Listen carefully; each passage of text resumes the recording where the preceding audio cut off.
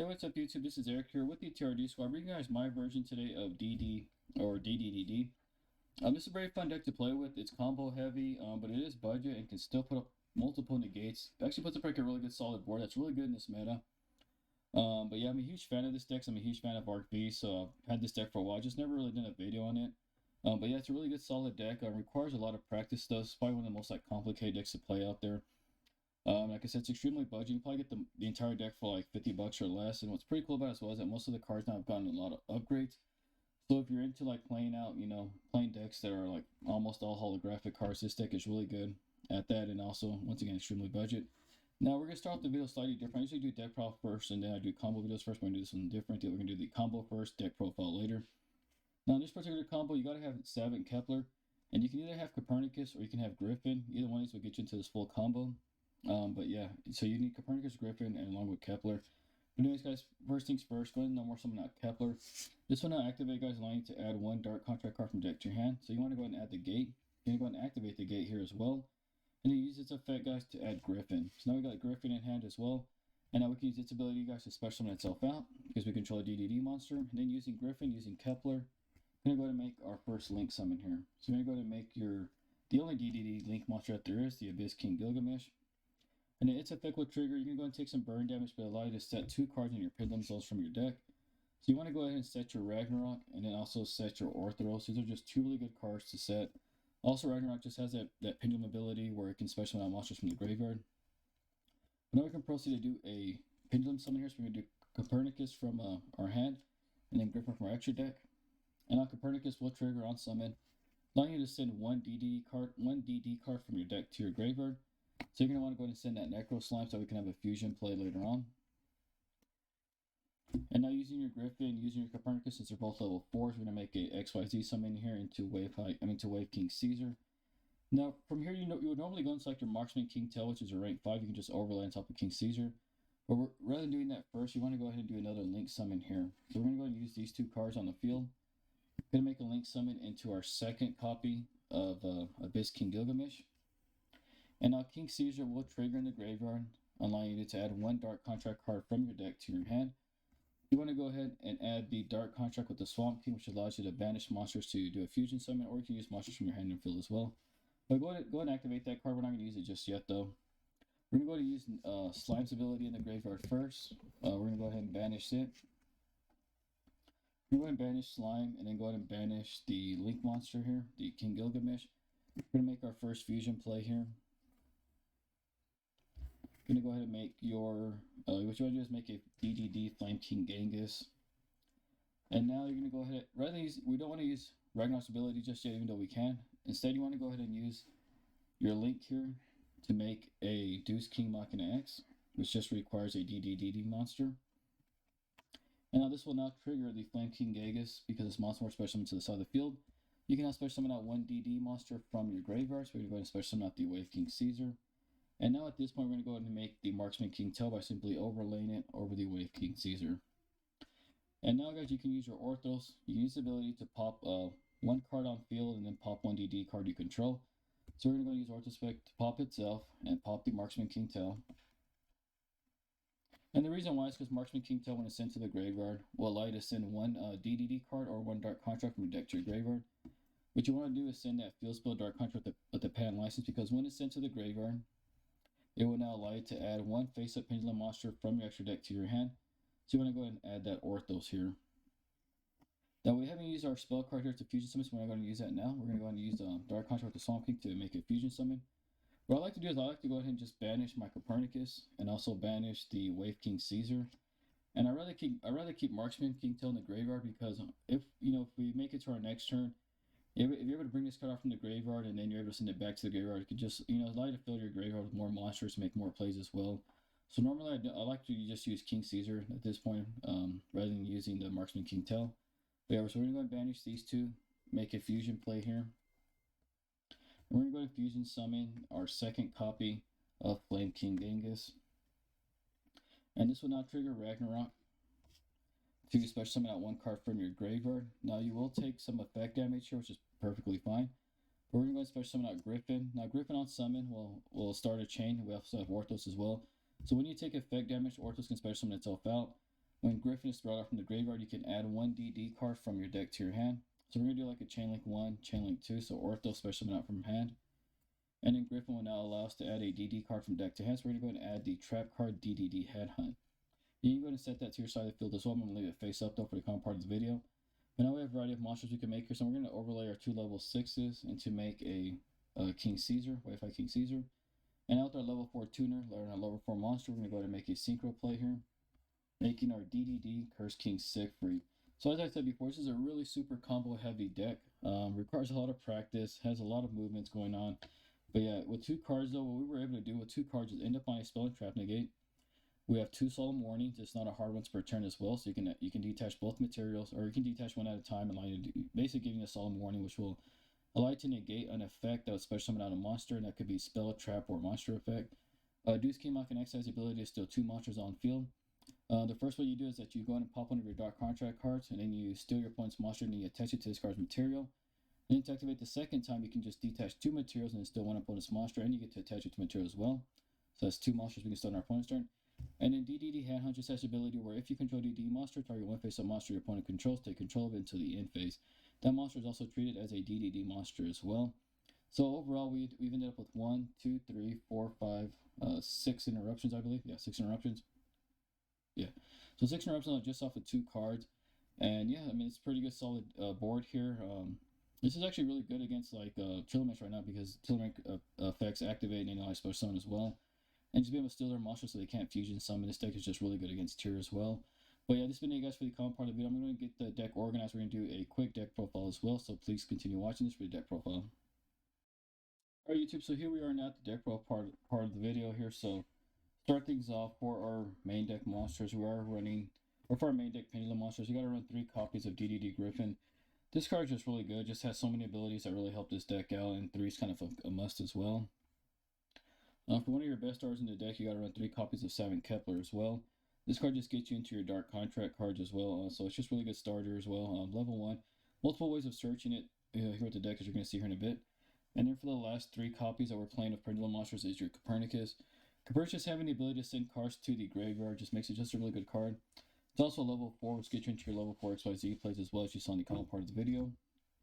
For our 2s up, I'm playing 2 copies of Ragnarok. I know most people just play 1 copy, but sometimes just opening it up and then when you can't set it into your skills that easily, kind of hinders you from going full combo. So 2 combos is, 2 copies is really good. I kind of like it as well.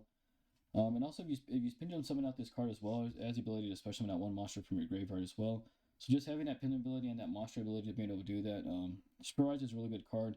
And then also has the ability where you can I think you can tribute one of your monsters and you can banish one target. You can banish 1 monster that your opponent controls as well. So overall, it's a really good card to play. Yeah, this is the 2 of those kind of ratio I'm playing right now. Playing 2 Orthros because it's kind of one. We don't play that many tuners in our deck, so just having 1 Orthros in your deck to come across later on, or to say with your skill, just kind of helps out as well. So 2 and 2 of these 2. For our one-ofs, we're playing the 1 Go DDD Divine King Zero Rage, and also the 1 Cerberus. I know people have cut this card out though, but there's times when you just open up with Kepler and a bunch of hand traps. So Cerberus allows you to make more plays, allows you to get into your combos as well. And I can always do like a 1-card combo, showcase you guys why I play Cerberus. But it's just a really good card because he has the Pendulum ability where you can target 1 monster becomes level 4. So it comes in handy whenever you like open up just Savant Kepler on its own. Doesn't really happen, but it does come up sometimes, which is why I play Cerberus. Yeah, these are our 1-ofs as well. And then the 0 scale for the King Race just comes out quite a bit as well. And he also has a lot of cool abilities as well, if you can kind of look at the card as well. I'm trying to cut back on my videos, not making them too long, so I know some people don't only stick around to the end as well. So just trying to shorten it up. But if you want to see like an in-depth profile, just comment down below. Now for our non-Pendulum DDD monsters, you got to play 3 copies of Swirl Slime. Just having the ability to fusion summon and then banish this card to get like a special summon out from the hand is just really, really good. For the 1-ofs, we're playing the 1 Necro Slime, 1 Lamia because it's a really good extender as well. It can also help you get into your synchro plays. And then the 1 Vice Typhon, which just allows you to make a fusion play from your graveyard. But yeah, these cards are all really good. For the most part, people really do run these ratios as well. So you can always bump up like Necro Slime to 2 if you like, but for now it works just as a 1-off. And then we're playing 6 hand traps in this particular build. We're playing the Bestial package here because we are playing Small World, so Bestials go really well with the Small World. Normally, I play two Magnemutes, one Drill Swarm, but could not find my other Magnemut. I know I had it like somewhere in my Blackwood deck I've been playing, so it might be in there. But yeah, normally I'll play two Magnemutes, one Drill Swarm, not this ratio. And then we're also playing just three copies of Ash Blossom and Joy Spring. Just a really good hand trap in its current meta as well. But once again, this can be like just any hand trap that you might have access to. The one Archfree Eccentric, which can easily be cut out, but sometimes I find myself using it. But we're playing 41 cards. Archfree Eccentric is the 41 card, so you can easily just cut that card out. But we're playing it just because of Small World.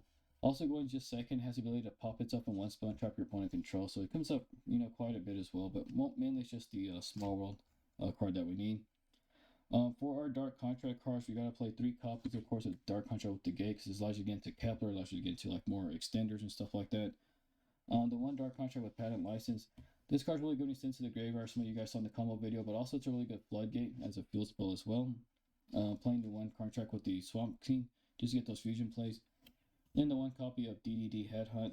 I asked people to play two copies of this. You can also play just two copies. It's a really good card. If you can't always search it with Griffin, just having one in your opening hand, this card is just really solid. As well, because like when it steals a monster, it counts as DDD, so it's always a really good thing there. But yeah, this is basically it, guys, for our DDD or Dark Contract cards here. And now for like the consistency of the deck, we've added three Small Worlds, and then two of the Piri Reese map. I have no idea how to pronounce it, but yeah, just having these cards allows you to get into your starters, allows you to get into cards that you might need. This card, it's really good because it allows you to add. You can add like Copernicus with it and Kepler. But unfortunately, you're going to be losing half your life points. And in this deck, when you're playing DDDs, you lose life points a lot because of some of the effects there. So yes, I'm just playing as a 2 of. I find Small World to be a little bit better, even though Small World kind of like gets you like a -1. Just being able to save your life points is a whole lot better, especially when you're going into like time. This is something you don't want to use like in game 3 if you're going second, or something like that, or even going first. It can just really hinder you from winning that game. But playing online, no problem at all, right? But yeah, that's where we're playing two copies. We're also playing the 1-for-1 because you get you into Kepler, and then of course the one Call by the Grave because getting hand trap really sucks, especially when you're playing DDDs. But that's it, guys, for the main deck. I believe it's 41 cards, if I'm not mistaken. For the extra deck, you got to play three copies of King Gilgamesh. Just playing two is not enough. In our combo video, we went through two of them very easily, so you want to have that third one as well. For the fusions here, we're playing two copies of King Genghis. And you got to have two copies for the combo play as well. One Oracle King D Arc. I'm just trying this card out, but sometimes it's just a little bit easier to make this card. And if I have like Lamia in hand or Lamia in the graveyard, I can easily make the Siegfried, the Synchro monster. So I'm trying this one out. If not, though, you can easily just cut this out for like Zeus. Zeus goes really well because you play a bunch of XYZs, or just any other DDD monster out there. But I kind of find this card to be a lot more helpful.